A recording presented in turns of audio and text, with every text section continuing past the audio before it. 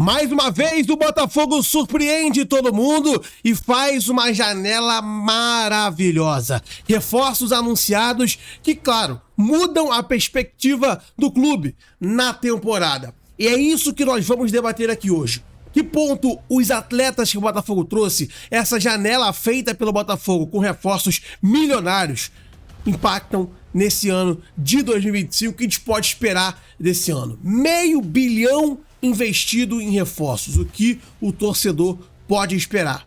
É isso que eu falo com você hoje, na nossa Noite Gloriosa.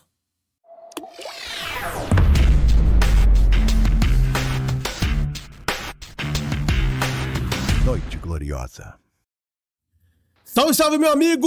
Tudo certo com você, meu amigo botafoguense, minha amiga botafoguense? Eu sou Gustavo Marinho, estamos aqui mais uma vez em mais um vídeo para trazer para você mais um debate sobre o nosso Botafogo de futebol e regatas. Hoje com mais uma atualização para você do que está acontecendo no dia a dia do nosso glorioso. Um domingão, né? Um fim de semana, um feriadão.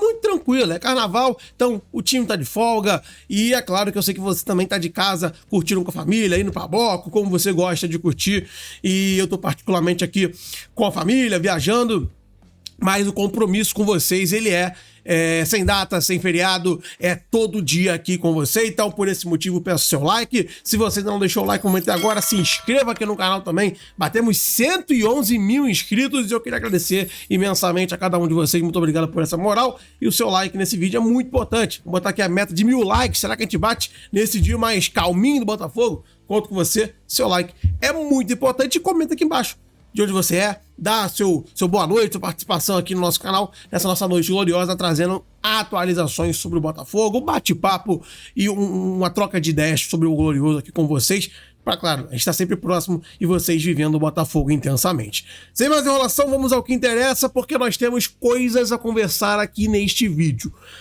Botafogo investiu R$500 milhão nessa única janela, na primeira janela de 2025. Lembrando que nesse ano, exclusivamente, nós temos no ano todo, né, 4 janelas. Essa que acabou de terminar, a janela nacional, que começa daqui a 8 dias, no dia 10 de março, se inicia a janela nacional, transições apenas aqui do Brasil para o Brasil, e temos uma outra janela, que é a janela pré-mundial, dia 2 de junho até o dia 10 de junho, e temos uma outra janela ainda, que é a quarta e última, após o Mundial, que essa sim é a janela queridinha do John Textor, a janela famosa do meio de ano, a janela que no início, que para a Europa, né, é a janela de início de ano, e para o Brasil é a janela de meio do ano. Então, temos 4 janelas no ano de 2025, que é muito raro, né? Normalmente, o natural, há vários anos aí, é ter apenas 2 janelas. A de início e a do meio do ano, aqui no Brasil, certo? Esse ano, pelo Super Mundial, tem uma a mais, e pela janela nacional, que foi criado, isso, se eu não me engano, no ano passado, tem essa outra janela, ou seja, 4 janelas para fazer movimentações. Mas o Botafogo não tá nem aí, porque na primeira já investiu R$500 milhão, R$500 milhões investidos em atletas. E aí a gente vai debater o que esperar do Botafogo. O que a gente pode esperar de fato do Botafogo com esse investimento gigantesco feito em uma única janela, sendo que nem é a preferida do Botafogo. Como eu falei, a preferida do clube tá lá pro meio do ano, pros meados ali, né, onde termina a janela europeia, ou bem, não, termina a temporada europeia, né, e começa a principal janela da Europa. Então, o que esperar do Botafogo para esse ano? Nós sabemos que temos grandes reforços, né? Um deles é o grande Santiago Rodrigues, já com investimento aí altíssimo, ou talvez o mais alto dessa janela, porque a do Wendel, que é o outro grande investimento, chegará de fato, mesmo já tendo sido meio que acordado, chegará de fato na outra janela, a janela do Mundial. Então já tem contratação já meio que garantida, né, nessa janela que vai chegar daqui a pouco. Mas para essa que chegou agora, Santiago Rodrigues é o destaque, e é um grande destaque. Eu vi muitos torcedores e até mesmo jornalistas, né, que de verdade cobrem o futebol, e não aqueles jornalistas parciais que falam só o que interessa, ou que preferem ignorar o Botafogo e só focar, né, em outros clubes que a gente sabe muito bem quais são. Eu vi jornalistas de verdade, aqueles que acompanham o futebol, que fazem cobertura, que entendem de futebol, aqui no YouTube mesmo hoje tem muito, falando, cara, impressionante o que o Botafogo fez. perdeu o Almada e rapidamente encontrou o novo Almada. Esse é o nível do Santiago Rodrigues. Muito falado como um novo Almada e pode sim ser.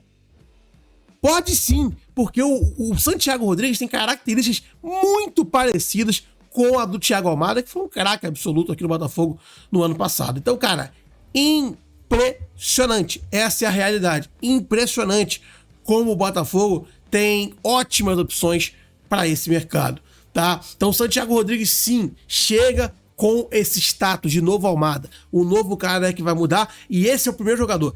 De agora, dos que chegaram nessa janela, temos muito a esperar desse cara. Temos muito a esperar de um jogador que veste a camisa da sua seleção e de um jogador que é destaque, foi destaque absoluto na sua competição no ano passado. Temos muito a esperar desse cara. Esse é um que podemos esperar bastante. Vamos ao ranking aqui de todos, né, pra gente poder te mostrar cada um quanto custou, e aí sim a gente dá esse veredito final do cara, de como vai ser, né, essa janela do Botafogo, do que esperar dessa janela. Vamos lá.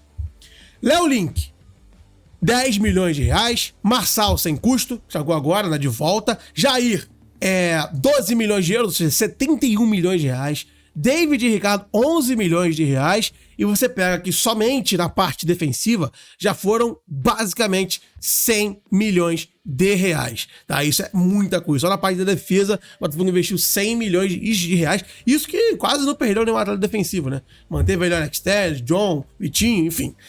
No volante tem o Wendel, que foi 123 milhões de reais, a mais cara da janela, mas como eu falei que só chega ao fim da temporada russa. Santiago Rodrigues, 85 milhões de reais. Arthur, 62 milhões de reais.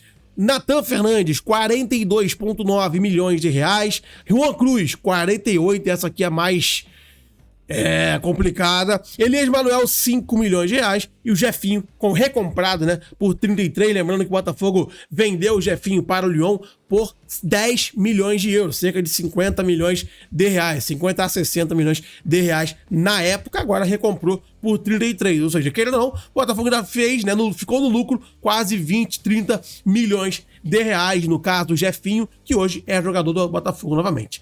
Dito isso, mostrando a vocês quais foram os investimentos, o que esperar do Botafogo oficialmente, agora para valer? Podemos disputar novamente títulos esse ano? Nós vemos como um dos principais elencos do ano até agora ou não, né? O Botafogo esse ano de fato vai vir para disputar novamente, para manter a escrita de um time vencedor, de um time que vai brigar por grandes competições sempre. E a resposta que eu tenho para você é que sim, o Botafogo volta sim esse ano a disputar. Teve um início de ano de fato melancólico e muito parecido sim com 2024. Porém, dessa vez tinha algumas copas a mais ali que deixaram o torcedor um pouco mais entristecido, e a gente sabe muito bem, Recopa e Supercopa do Brasil. Mas independente disso, nós não tínhamos Santiago Rodrigues, nós não tivemos Jefinho em nenhum momento, só agora no finalzinho da Recopa aí que a gente pode sonhar com o Jefinho voltar, mesmo assim ainda muito devagar. Arthur mal estreou direito, se machucou logo no início. Não tivemos nem Natan Fernandes, Jair só no jogo da volta, e mesmo assim foi um reforço muito bom, que ajudou bastante ali.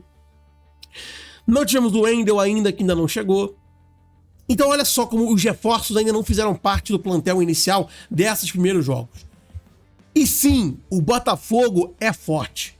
E eu vou te provar isso fazendo uma comparação rápida, só mental mesmo, do Botafogo de início de 2025 para o Botafogo do início de 2024. O início de 2024 não era um time tão bom assim. Era bem bom, Luiz Henrique já estava chegando, já tinha um elenco bem montado, mas a comparar o do 24, inicial, os primeiros 2, 3 meses do ano, com o desse de elenco, o Botafogo é melhor. Depois você pega e você compara, tá bom? O nosso editor tá colocando na tela o elenco titular de Botafogo e Bragantino, dia 13 de março de 2024, pela pré-Libertadores, né? Pela terceira fase da Libertadores. Jogo que, se o Botafogo perdesse, poderia ter sido eliminado já na Libertadores, com o Bragantino, que vinha muito bem.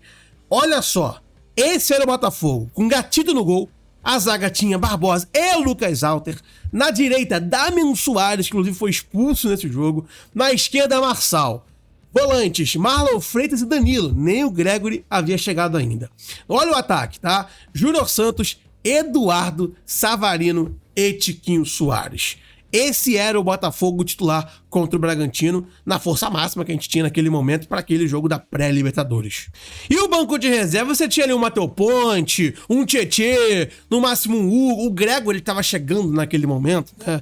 Ainda não era titular absoluto. O Janderson era nosso reserva, Bastos, Emerson Urso, Cauê, Igor Gabriel no gol, e Arlen, Raí e Diego Hernandes. Esse era o elenco do Botafogo em março, já valendo, já pra valer, porque ali o Botafogo já tava jogando a vida contra o Bragantino no dia 13 de março. Esse era o Botafogo dia 13 de março, tá? De 24. E aí, gente, muitas coisas. Ali você tinha o Gatito Fernandes muito contestado, porque o Pérez tinha sido vendido e ele tinha se virado a opção única naquele momento. O Botafogo tinha ainda o Tiquinho Soares vindo da derrocada de 23, tenebroso, tudo péssimo. Cara, era um clima terrível com jogadores como o Eduardo, que tinha aquela Eduardo está morto, enfim, não era legal. Então a comparação com o elenco desse ano, por mais que não tenha sido bom início de ano, de elenco para elenco, hoje nós temos facilmente. Eu sempre coloco na tela para vocês aqui e eu vou colocar novamente, olha isso. Nosso time, basicamente, é esse aqui, com John, Vitinho, Jair, Alexandre Barbosa e Alex Telles. No lugar de Jair, tu pode colocar o Bastos, se quiser, tá? No meio, temos Marlon Freitas, Gregor Savarino, ainda tem o Santiago Rodrigues, que chegou agora.